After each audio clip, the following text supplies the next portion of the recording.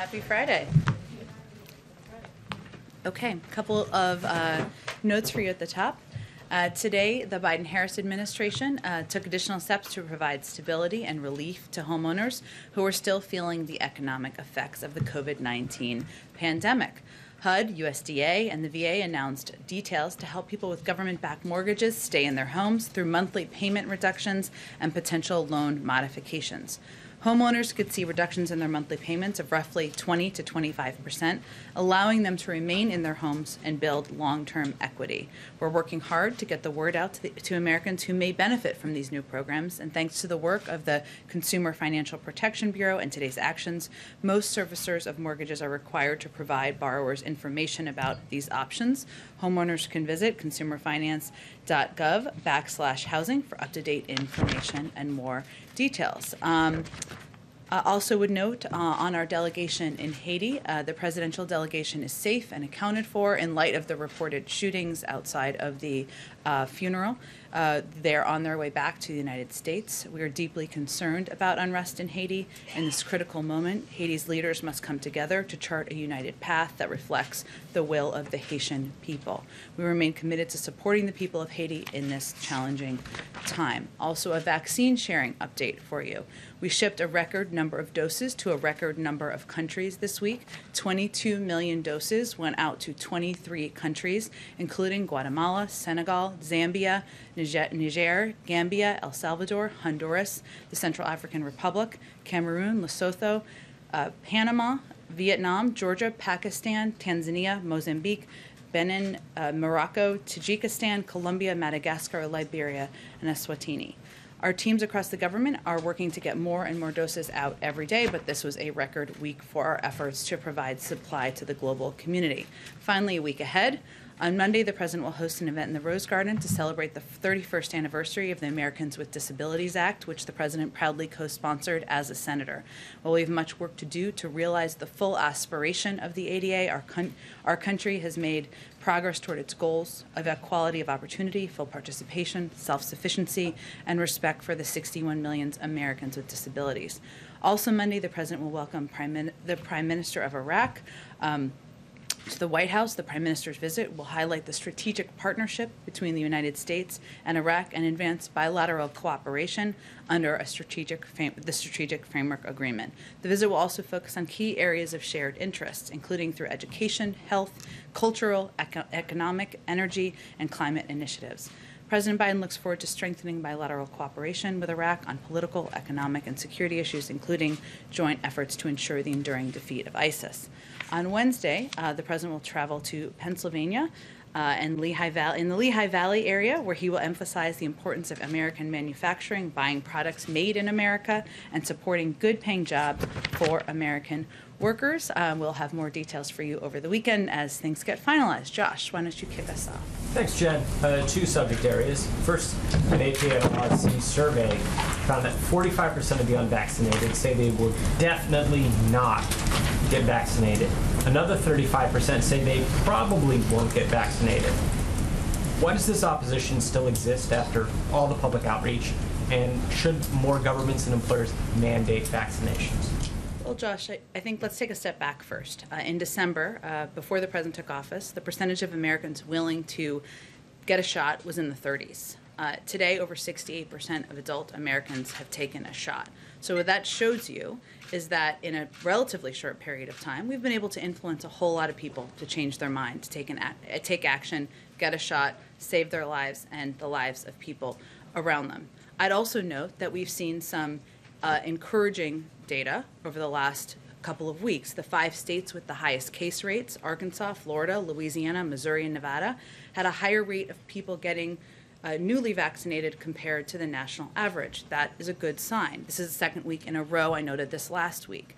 Finally, in the past 10 days, more than 5.2 million Americans have gotten a shot. Now, there will be institutions, there will be private sector companies and others who make decisions about how to keep their communities safe. That's certainly appropriate, but I would just note that we're going to continue our efforts to go community by community, case by case, to convey the accurate information about the efficacy of vaccines. Gotcha. Secondly, the Taliban has said that as a condition for peace in Afghanistan, Ashraf Ghani has to be removed as president and a new negotiated government formed. Does the administration believe that that's in the best interest of the Afghan people and U.S. national security? Well, first, the president and the administration supports the leadership of the Afghan people, including Ashraf Ghani. The president was scheduled to speak with him today, I believe, and I don't believe there's a readout that's come out about that call quite yet. It may while we're speaking here. I would note that there are ongoing political negotiations and discussions that we certainly support between Afghan leaders, members of the Afghan government, and the Taliban. And we believe a political solution is the only outcome to lasting peace in Afghanistan. But we will continue to provide support to the government in the form of humanitarian support, security support, training, and we will also continue to encourage them to take a leading role in defending and protecting their own people. Go ahead. Thanks, Jen. Alabama's Republican governor says it is time to start blaming the unvaccinated folk who are letting us down.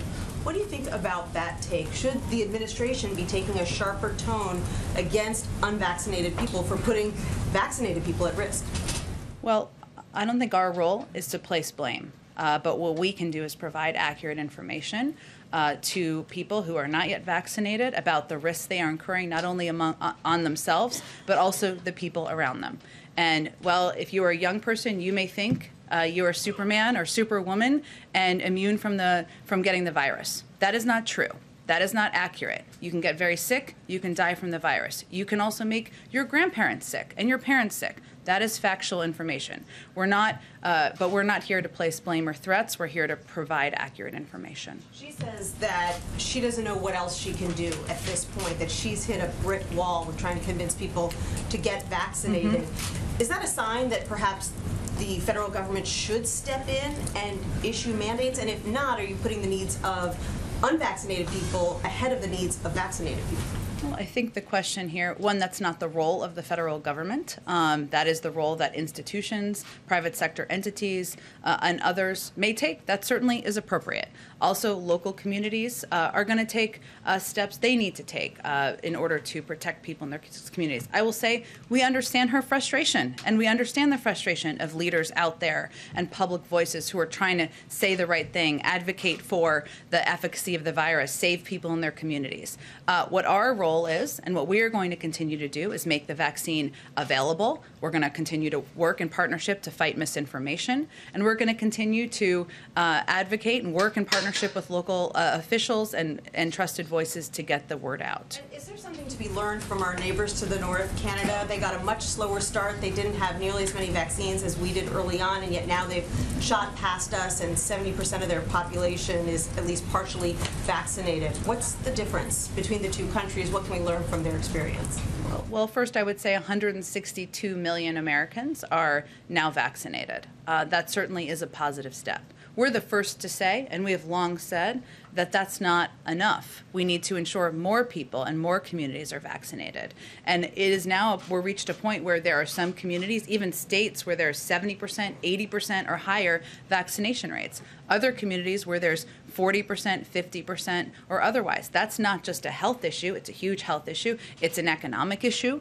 We've seen how that can impact local communities as it may lead to shutdowns of different businesses. It's an economic issue as well. So, of course, we work in close partnership with our neighbors, but we have 162 million Americans vaccinated. We're the world's largest provider of vaccines to the global community. That's progress in our view. Even as we've said from the beginning, there's more work to be done. Go ahead. Thank you. About the economics of COVID that you just mentioned, now that daily doses administered of the vaccine are down below 300,000 for the first time since December, we've heard talk about maybe updating the mask guidance. Do you know if there's been any talk here about updating guidance to start shutting businesses down in places that have very low vaccination rates? No, there has not been, no. Okay. And then on crime generally, can I note, though, two things just for your public information purposes? One is that Well, we have seen, we don't look at 1 week of data as an indication of, as you know, we talk about weekly averages. We did see larger numbers of unemployment claims in areas where there are lower vaccination rates. It's not enough data to draw a conclusion. I'm just noting it for all of you. I would also note that on the American Rescue Plan, the way we design that is for the impact and the assistance that we're providing to communities across the country to be long-lasting, not to stop all in July or all in September. It extends far beyond. That is a lesson learned from the past, and so there are different components of that package that's providing assistance to businesses, to organizations, to communities that is going to be lasting for months to come. Okay, and then Proceed. On crime, the intersection in D.C. that was shot up last night, only about 1.5 miles from here. President Biden had lunch in that neighborhood this summer.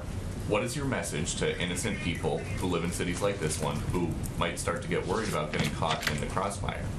Well, their message is that the cornerstone of the president's comprehensive plan to reduce gun violence is providing communities with the tools and resources they need to reduce gun crime, including in Washington, D.C. And there are a couple of steps specific to Washington, D.C. I mean, a lot of us live there or live in the neighboring communities or know people who are on 14th Street or in the neighboring areas. And for people who are not, who are watching or hearing this, who are not from those neighborhoods, there's a lot of restaurants there, a lot of foot traffic. This is a pretty popular part of the city many of us live in. D.C. is one of the 5 areas nationwide where DOJ launched gun trafficking strike forces just yesterday, which are going to focus law enforcement resources across jurisdictions to keep guns out of the hands of criminals. DC is also a part of our 16-city community violence intervention collaborative, which is helping cities implement evidence-based strategies, which have been shown to reduce violence by as much as 60%. And Washington, D.C. is also taking advantage of the historic funding that they've gotten through the rescue plan to bolster public safety. So Mayor Bowser's budget proposal would invest $59 million from the rescue plan to reduce violent crime. It would add 100 new slots to the cadet program and add $14 million for youth safety initiatives. So we're certainly seeing this and feeling this even in our community here, and it is one of the cities that DOJ is focused on. And you just mentioned the White House is working with D.C. as part of this collaborative, but just in the last week and a half or so since the mayor of D.C. was here, a 6-year-old girl was shot and killed. A Nationals game had to be evacuated, and then there's this incident last night where diners are diving for cover. So at what point would the president maybe reconsider his strategy? Well, I would say we're just implementing our strategy, which is a multi-pronged effort to work in partnership with local leaders, including Mayor Bowser, who has been a great partner to us in this effort to address gun violence that's rising in cities across the country, including Washington. And the events of the last week are just examples of that. Go ahead. Thanks, Jen. Secretary Yellen just said before he came to the podium that the Treasury Department will need to take extraordinary measures if the debt limit isn't raised by August, and she indicated those could run out shortly after lawmakers return, possibly as soon as October. So does the White House, are you guys setting a deadline before recess? Do you want to see that debt limit raised, and what is the White House doing to urge lawmakers to address the debt limit? This is like the Olympics for Bloomberg these days. So I would say, and Reuters, sorry, and other financial outlets in the room. Let me give you just a little bit of context for those of you who have not seen the letter that just went from Secretary Yellen to the Hill. So this is a letter that's standard practice for Treasury secretaries when a debt limit is going to be reimposed, which there's a timeline coming up at the end of this month. That is different. I'm not saying you're suggesting this. That is different from defaulting, which has never happened in the history of the United States and would clearly be a catastrophic event. But it is a timeline for the debt limit to be raised or extended. So during the previous 2 administrations, the Treasury Secretary sent nearly 50 letters to the Hill on the debt limit, some of which were very similar in wording and asks and updates to this letter. And raising or suspending the debt limit does not authorize new spending commitments. It simply enables the government to pay for obligations that Congresses and presidents of both parties have already approved. And Congress, finally, last piece of history, has raised or suspended the debt limit approximately 80 times, which has happened under both Republican and Democratic presidents. I will say, just for historical fact, more often under Republican presidents. But it has happened under both, and it has been supported in a bipartisan way. So we expect Congress to act promptly to raise or suspend the debt limit and protect the full faith and credit of the United States. Now, it is not, I give you all of that context because it is not out of the ordinary, even though they're called extraordinary measures, for Treasury secretaries to present to Capitol Hill steps that they are going to take, even as this is being litigated on Capitol Hill. That was what this update was to provide. In that letter, she also noted that the period of time that extraordinary measures may last is subject to considerable uncertainty due to a variety of factors, which are exacerbated this year by uncertainty related to the pandemic and calculations about inflows and outflows. So the October timeline that she was referenced in there, or the October 1st date, I should say, was referenced, was because there's a very large reduction in the cash balance on October 1st, or we're projecting that, due to outflows on that day to meet our obligations to the Department of Defense. So she was giving a sense of what the timeline looks like, while also conveying that we can't give a sense at this point on the length of time for extraordinary measures. We certainly expect Congress to act in a bipartisan manner, as they did 3 times under the prior administration, to raise the debt limit. Given that uncertainty, is the White House communicating to congressional leaders that you would like to see this debt limit extended before the recess for August? I'm not here to set a new deadline. I'm conveying to you the history and conveying to you that we think it's clear Congress should act in a bipartisan manner to raise the debt limit as they have in the past. And then just one more on the bipartisan infrastructure framework. Mm-hmm. Is the White House getting involved in this dispute between Democrats and Republicans over transit funding? And are you recommending any solutions as to how that should be resolved? Are you backing Democrats who say it should remain with the 80-20 highway transit split? Well, transit funding is obviously extremely important to the president, the MTAC president, as we may call him, but we believe that that members can get this work done and can work through these issues quite quickly. And as you know, the issue is about the balance of funding and how it would be allocated between different forms of infrastructure. But we're encouraged by their progress. They're having conversations, and we believe they can work through any disagreement. I'm just going to go to the back because I'm not always good at that. Mike Memley, do you have a question today? Yes, Jen, thank you. We've talked Okay. a lot this. You didn't raise your hand, but you usually have a question. I often do. We've talked a lot. I'll go to the back too. See, now everyone's into it.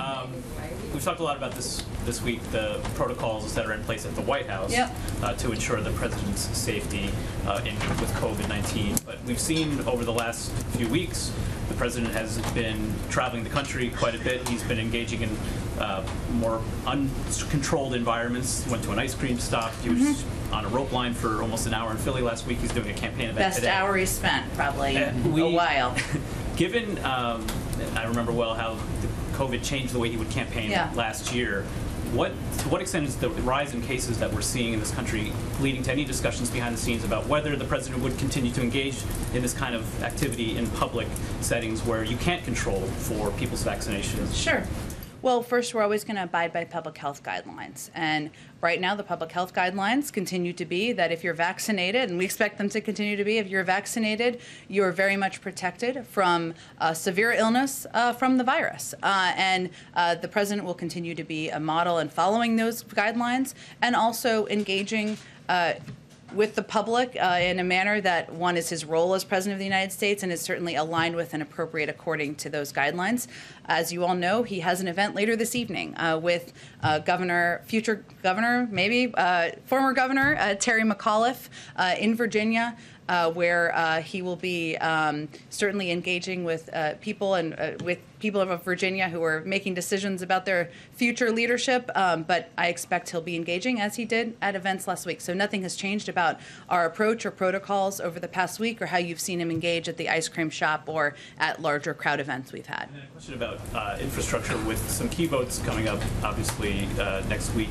Again, we've seen the president not necessarily engaging in the kind of meetings at the White House with lawmakers on this specific set of proposals in the way we have earlier on in the process. He's been meeting more with outside stakeholders. It seems like there's an outside-in pressure campaign. But can you give us an update on what his specific conversations might be with lawmakers involved in this process? We haven't really heard much about that. He has had a range of conversations with lawmakers over the phone, and he's always conveyed to his team that if it would be helpful to bring members down here, as he has continued to do, he's always happy to do that.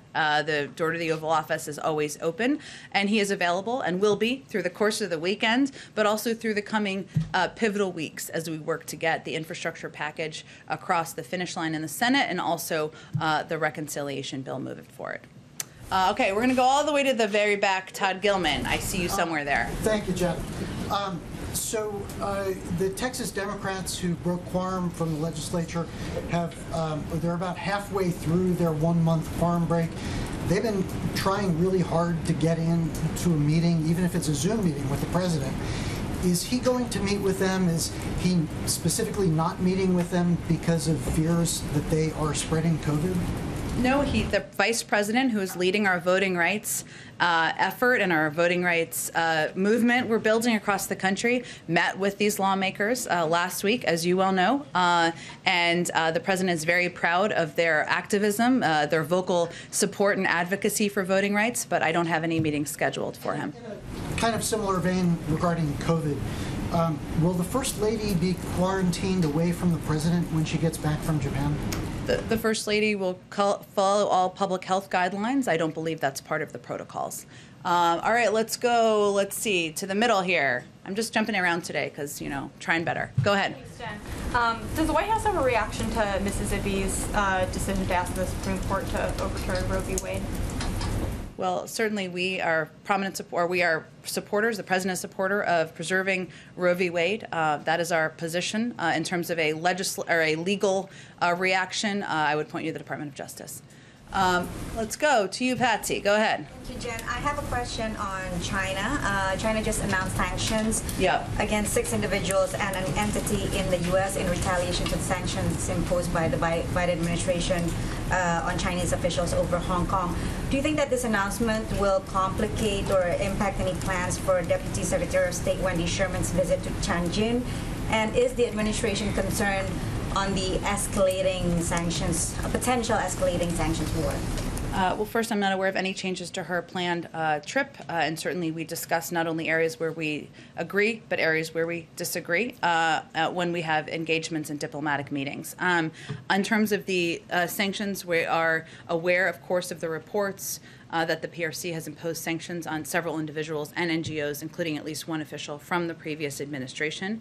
We're undeterred by these actions when we remain fully committed to implementing all relevant U.S. sanctions authorities. These actions are the latest examples of how Beijing punishes private citizens, companies, and civil society organizations as a way to send political signals and further illustrate the PRC's deteriorating investment climate and rising political risk. These actions would follow the baseless sanctioning in March of 2 commissioners from the U.S. Commission on International Religious Freedom, the PRC's January sanctions on 28 U.S. officials, and their July 2020 sanctions on U.S. officials and organizations promoting democracy and human rights around the world. Americans of both parties oppose these outrageous moves to target those who defend universal human rights and fundamental freedoms, and Beijing's attempt to intimidate and bully internationally respected NGOs only demonstrate its further isolation from the world. Let's keep going. I'm just going to keep going around because Go ahead in the back. I'm just going to keep going around so I can get some more people. On vaccines, you've been asked about the travel restrictions for international travelers before, but I'm going to try something different. Would the president drop those restrictions if airlines adopted vaccine passports or vaccine mandates? I know you've, sort of encouraged businesses to take steps to get everyone vaccinated that they possibly can. I would say first that there are ongoing working groups that are having discussions about how to hopefully move forward to a point where there is international travel and is returning, something we would all like to see, not just for tourism, but for families to be reunited. There are a range of topics in those discussions that are ongoing. The president receives regular briefings on them, but we rely on public health and medical advice on when we're going to determine changes to be made. The president continued engaging with Chancellor Merkel on the subject. I know they talked about that at the bilateral press conference the other week. That was raised. He has not had another follow-up conversation with her since that point in time. Why don't I go to the young man next to you? Thanks, Jen. A lot of parents are concerned about the coming school year. What's the White House doing to sort of make sure that we're not doing remote learning again nationwide? Well, our plan and our objective and our desire and commitment is to push for and ensure 100% of schools are open across the country. That's also, of course, up to school districts to implement. But from the federal government, the role we have played is by advocating for funding in the American Rescue Plan that can help provide funding for mitigation measures for schools so that they can invest in social distancing opportunities or repairing vents that need to improve ventilation. We've also put out public health guidance from the CDC that includes specific mitigation measures that schools can take. And our Secretary of Education has been focused on this issue from the first day he was sworn into office, working across school districts to share best practices and ensure we can work towards returning kids to in-school learning. Delta doesn't change that, right? Delta has not changed our public health guidelines. No. Okay, let's go back to the front. Go ahead. Just a quick follow-up on infrastructure. On the transit spending, we know that's important to the president. Is that a red line for him if that is dropped from this package, would he still support it? I'm not setting red lines here, but we are confident that they can work through the funding issues and the breakdown of funding issues between Democrats and Republicans over the coming days. And then one other question just on Alabama, and then I have one on Hunter Biden. On Alabama, the big concern here, and the reason why these comments from the governor are so alarming is because of the low vaccination rates, right? So is there some concern from the White House, and does the administration fear that some elected leaders may just get so frustrated and accept this fact that there are just some people in this country that just may not want to get vaccinated? Well, I didn't hear those comments as accepting the fact. I heard those comments as being frustrated that it's an effort to protect the citizens in your state and trying to figure out what steps you can take to encourage people to get vaccinated and save their lives and the lives of their loved ones. We always knew it would be harder as more people got vaccinated. That's the stage we're in now. But we also believe that there is still opportunity through a range of approaches and tactics and partnerships with governors and leaders and civic leaders to get more people vaccinated. There are a range of factors many of you have reported on that are leading individuals in these 5 states with lower vaccination rates to get vaccinated. Some is the Delta variant and reporting, frankly, and fears of the transmissibility of the Delta variant. Some is, unfortunately, individuals are experiencing people in their communities, family members who are getting sick and getting hospitalized because of the transmissibility of the Delta variant. I don't think we have complex data quite yet to determine what is leading to the increase in vaccination rates in some of these states, but we think that's an encouraging sign. We know it's frustrating, we get it, but we have to stay at it to save people's lives. And last one on Hunter Biden, you confirmed yesterday that he will be meeting with prospective buyers, but you also said that he's not going to have any conversation. Not that he's meeting with prospective buyers, that he is attending gallery events that had been prior planned and announced. There could be prospective buyers there. He's not, those discussions will be happening with the gallerists, but that is different than meeting with prospective buyers. If there are prospective buyers there, you said yesterday that he is not going to have any conversations related to the selling of art. How can the administration guarantee that? The selling of his art will all happen through the gallerists, and the names and individuals will be kept confidential. We will not be aware, neither will he be aware. Is there anything stopping anyone from directly telling, though, Hunter Biden that they're going to purchase his art, and if they do, the American people won't know who they are? He will not know, we will not know who purchases his art. Go ahead, Jeff. The president said yesterday that the 25-person COVID group is, quote, investigating every aspect of any change. What specifically are they doing, or is he looking for them to do in regards to the Delta variant? What information is he looking for them to bring back to him? You mean the CDC or discussions with our public health experts? I think what he was conveying, Jeff, is that he gets regular, weekly, if not more frequent, updates from his COVID team about what is happening with the virus, the rise of certain variants, including the Delta variant, and certainly steps that they suggest we take as a result. That's an ongoing process. That's not new. So I think he's, of course, looking for their updates and guidance on what the spread is, where we're seeing the spread, what impacts we're having, and any mitigation measures they recommend we take from a public health and data-driven perspective. On testing specifically, does the president believe that more testing should be done? It's fallen some 75% or so since November.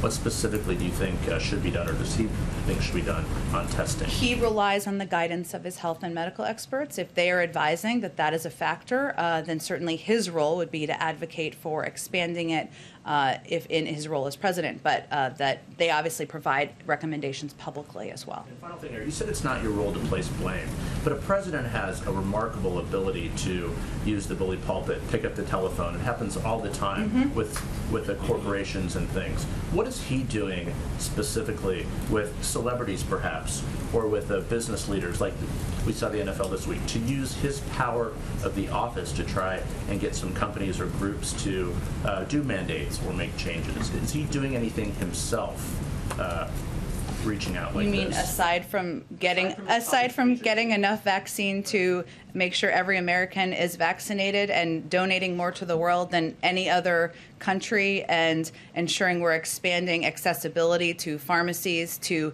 community groups, and giving $3 billion to empower local voices to get into local communities to get people vaccinated? I'd say that's a fair amount that he's done. But you've said several times that it's not the role of the government to essentially, talk to private corporations. But a president talks to corporations and leaders all the time. Certainly during the rescue plan when he was vice president, it happened all the time, talking to private corporations. If a corner is to be turned here on the hesitancy, is there anything that he believes that he personally can do among some different leaders, not giving a public speech, but that he can do? Well, first, I think I referenced the $3 billion because the most powerful and impactful role we've seen across the country from community to community is engaging, educating, and empowering those trusted local voices. We know the president, the vice president, Olivia Rodrigo, who we're very grateful to, and others have been out there advocating for the efficacy of the vaccine, and we're hopeful that's effective. And it can be, and he'll continue to do that. And we'll continue to look to partner with more voices and more creative, well-known individuals to elevate the issue of vaccine, of the effectiveness of the vaccine. But we've seen that actually local voices, people you may not know, who may not have a Twitter following, are actually the most powerful people in this fight, and we'll continue to empower and fund those efforts. Go ahead. Oh, Jeff, go ahead, and I'll go to Karen. Go ahead. Thank you, Jen. Pfizer says the U.S. government is purchasing another 200 million doses of its vaccine for children and for potential booster shots. Can you confirm the purchase, and can you say whether the thinking about the need for booster shots is crystallized within the administration? First, HHS has all the specifics, but yes, we have made that purchase. Here's the bottom line. We've always prepared for every scenario. The federal government is exercising an option in its contract with Pfizer to purchase these 200 million doses of the Pfizer vaccine to be delivered between the fall of 2021 and the spring of 2022 to prepare for future vaccination needs, including, as you referenced, Jeff, vaccines for children under 12 and possible booster shots if studies show they are necessary. I will note, I have said from the podium many times that we were like Boy Scouts and Girl Scouts, and we were going to prepare for every contingency. That's the job of the federal government, right, to ensure we have maximum flexibility. We don't know if we'll need a booster shot. That's going to be up to the research that's ongoing with the FDA. That's not a recommendation that's currently made. We also don't know. We also can't predict what the outcome will be of research on kids under 12. We're certainly hopeful, and we don't know which vaccine will be most effective, but we want to have maximum flexibility, so this is an effort to provide us with that. All right, and just one on infrastructure. We understand that Senate negotiators are looking at repurposing COVID relief funds for hospitals and nursing homes to pay for parts of the bill. Is that something the White House would support? Well, there's a range of final nitty-gritty discussions between both sides, but I'm not going to give feedback on each of the discussions from here. Okay, Ozma, go ahead. Karen, go ahead. Oh, Karen, sorry. Go ahead, Karen. Thank you. Apologies. Sort of keying off of what Jeff Zeleny was asking, the NFL is telling teams that they could potentially forfeit games for a COVID outbreak among unvaccinated players, and the players could lose their pay for any missed games. Does the administration support a policy where players, or more broadly, employees, could lose pay if they are unvaccinated and cause a COVID outbreak at their place of work? Well, first, I'm not going to make a sweeping private sector conclusion here. What I will say is the NFL policy is making clear how they're going to proceed with their season. That's their role to do, right? We certainly believe the biggest takeaway is that getting vaccinated is our ticket back to normal, and that vaccines are effective and allow all of us a high degree of protection, importantly avoid hospitalization or death. So this is guidance they determined, the NFL, about how they're going to proceed with their season. That is their role to do. Model out from an organization that consults with the CDC, and it's predicting that the current surge in cases right now could continue until a peak in mid-October, with daily deaths potentially more than tripling where they are right now. What can the president do right now to prepare Americans for that possibility? We talked so much about the long winter last year. What about a potentially long fall? I think the president's role right now is to continue to encourage people to get vaccinated because it is incredibly effective in protecting them from serious illness, from death, from hospitalization, from the virus. That's the most powerful role he can play at this point in time. George, go ahead. This morning, the Cleveland Indians announced they're changing their name to Guardians, and that's already become an issue in the Ohio Senate race, and the former president just minutes ago attacked it. Any reaction by the president or the White House?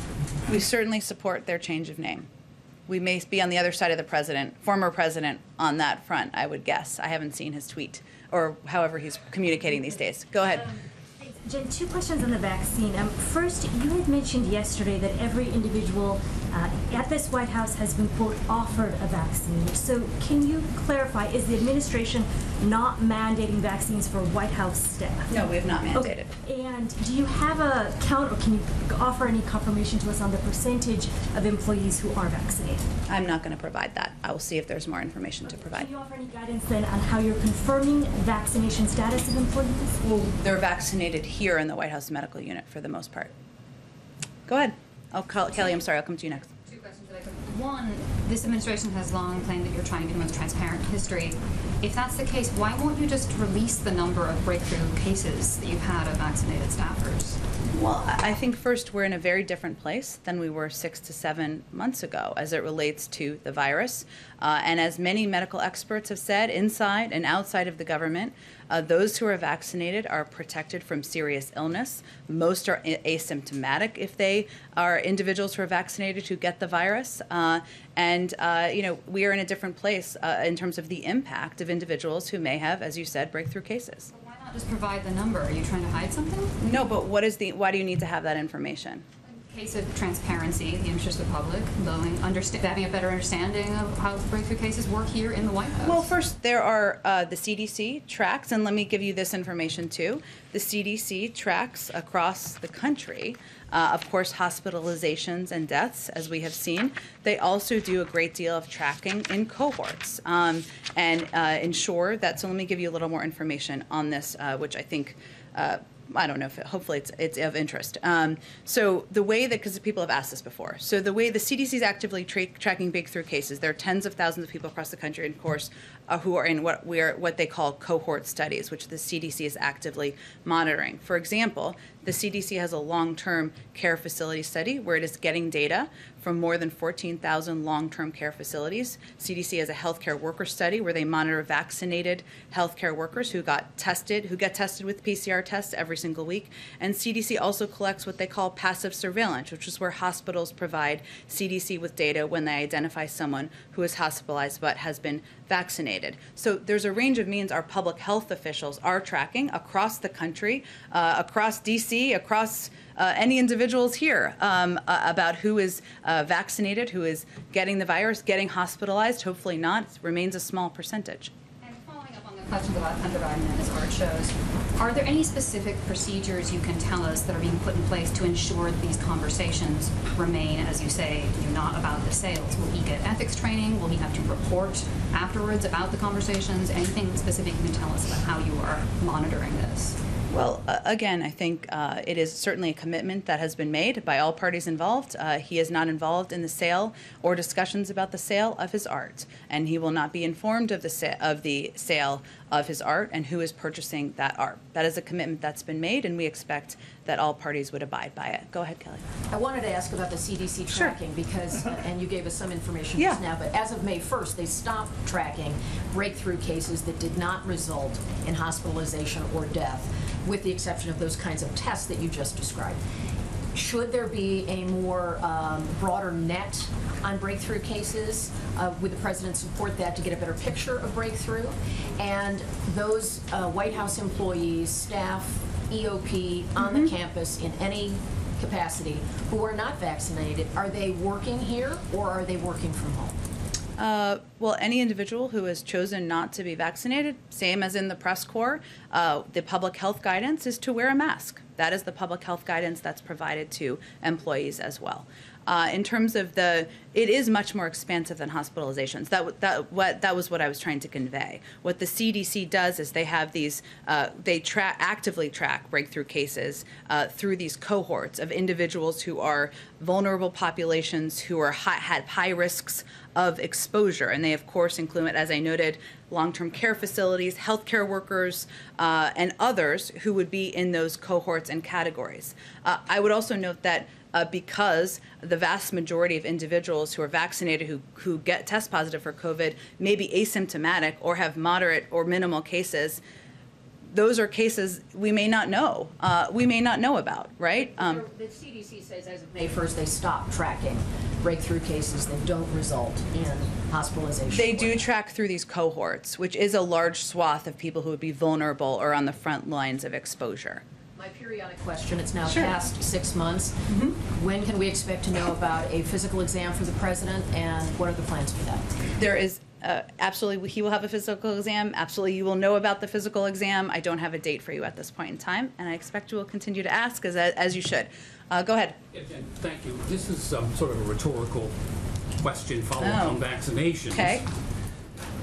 It is a shame that people have to get very sick and some people have to die in order to increase the vaccination rate in many parts of this country. But isn't that, I guess, a logical order of how this would play out? Or is there a political component to it, do you think? I'm not sure I'm following your question. Try again. Well, or tell me more about what you're looking for. Standard practice that people, if more people are getting sick in a certain area, that the people in that area who are unvaccinated would say, gee, I really need to go get vaccinated. Isn't that a logical order for this, or is there a political component, do you think, that has kept people away from being vaccinated? Look, I think there are a range of reasons we've seen across the country why individuals have not yet been vaccinated. Some of it is misinformation, a large amount in our view. Some of it is fear. Some of it is they may feel time. Some of it is they're young and they feel they're Superman or Superwoman and they're not going to get sick. That shouldn't be. We don't want that to be the order of events. It shouldn't be that someone should have to know a neighbor who gets sick and hospitalized to motivate them to go to a hospital, to go to get vaccinated. We don't want that to be the case. We have seen anecdotally and through all of your reporting that has been the case in some communities, but certainly our objective is to communicate to people this is not a political issue, it is not a partisan issue, this is about protecting lives. The virus does not discriminate between political party affiliation. Go ahead. The White House noted yesterday that 40% of cases are coming from 3 states with low vaccination rates, Florida, Texas, and Missouri. All 3 of those states have governors who in recent weeks have criticized the White House's strategy. One of them is even fundraising off of it, as you are probably aware. What's being done to engage those governors, come up with a common message, common strategy to try and be one team with those governors in terms of fighting this virus? Well, I would say first our public health experts work with governors from across the country and work with local health officials from across the country in all of these states, especially the ones at this point in time where there are lower vaccination rates and we're seeing the Delta variant spread. And this is one of the reasons we rely so much on, hold on, I'm gonna sneeze. Okay, hold on. Okay, maybe we'll come back. This is why, sorry, it was a little bit of a lead-in. This is why we rely on local messengers and why we rely on trusted voices, because whether it's the President of the United States or the governor, sometimes those aren't the people you trust. Sometimes that is too political or partisan for people. We understand that. That's why we rely on and we're funding and empowering local trusted voices who aren't seen through a political prism. And then on the West Coast right now we're seeing wildfires in Oregon and Northern California. What steps is the administration taking to combat the current fires and also prevent additional fires this summer? Well, I appreciate you asking about this, because I know this has gotten a lot of attention across the country, and we just haven't talked about it a lot. There's so much going on. One, the president receives regular reports on the wildfire situation. He's quite focused on it. As I think you're probably aware, but others may not be, the national wildland fire preparedness level is at a 5, which is the highest level due to significant fire activity. And as of today, 2.5 million acres have burned across the United States. In the past 2 weeks alone, the number of large uncontained fires across the United States has increased by nearly 90%. So right now what we're doing, one, the president's very focused on this and wants regular updates. He's regularly met with Western governors, and I expect he'll do that again soon. The FEMA administrator is visiting Idaho, Oregon, and California this week to meet with state, federal, and tribal partners and emergency groups about the worsening wildfire situation, to coordinate response efforts and discuss how the regions are addressing climate change and ongoing resilience work. We are also closely coordinating with officials on the front lines to provide federal assistance as needed, including by recently approving fire management assistance grants for fire departments in Oregon, California, and Washington, which are where there's the collective threat to homes and major communities. And we are also continuing to monitor these fires from here. Again, the president receives regular updates, and he's quite focused on this. Go ahead. On Cuba, Congresswoman Salazar says that the administration could turn the internet back on for Cubans within minutes. I guess there's just technology to allow high-tech balloons to float over Cuba to act as towers. What's being done, or can you provide an update on restoring internet service to Cuba? I wish it was that easy. We are exploring a range of options. We are quite focused and interested in restoring internet access to the people of Cuba, which we absolutely believe and agree, I would say, would provide information, would allow individuals to communicate, and we feel if we can get it done, that would be a great step forward and beneficial to the people of Cuba. Go ahead. Thank you, ma'am. You mentioned at the top that Republicans had also increased the debt ceiling, and certainly, spending has been bipartisan for many years. I'm wondering what the president's long-term view of countries' balance sheets are, given that under current long-term CBO estimates, debt is never again expected to dip below 100% of gross domestic product, and then within 30 years, it is projected to hit 202% of gross domestic product. Well, first I would say the president has proposed a way to pay for his proposals, which is something that is a fiscally responsible step. Some of his predecessors, the most recent one, did not do when he worked and advocated to support the passing of $2 trillion in tax cuts that did not bear out the financial benefit he promised, and also certainly added to the deficit. The president takes these issues seriously. He is focused on being a president who cares about the future of the next generations, and I think his actions have borne that out. And then a quick follow-up, there was a lot of discussion about masking the other day. This administration has always followed CDC guidance. If the CDC was to say we need to return to masking, would this administration follow suit? We're always going to follow the guidance of our health and medical experts. Go ahead. On the vaccine immunity, given that Pfizer's now seen waning immunity, and separate from who is vaccinated and who is not, is the White House looking at models and projections that say in the next year, as everyone who has been vaccinated could start to lose that immunity, what does that look like for hospitalizations and deaths, et cetera? Well, first, I would certainly point to our health and medical experts to answer questions about future projections about the impact of waning immunity. I will say that as they look at this data and assess from the CDC and other public health entities in the government, they certainly talk to private sector companies like Pfizer, but that's only one source of data and engagement. They look at a range of data across the board as they make projections. So we really rely on their broad data and projections as we assess what the future looks like. Follow up on Afghanistan as well. You mentioned continuing U.S. support. Does that include continuing military support? I mean, we've seen a number of airstrikes that the U.S. has launched on Taliban targets over the last 30 days. Could that continue past the end of the military mission at the end of August? I don't have anything on that for you. I'd certainly point you to the Department of Defense. But what I was communicating about was, over the coming weeks, we maintain our authorities, as you know, and we've provided a range of training and security assistance equipment to the Afghans and the leaders of Afghanistan as we transition to bringing our men and women home. Thanks so much, everyone. Have a great weekend. Thank you, Jen.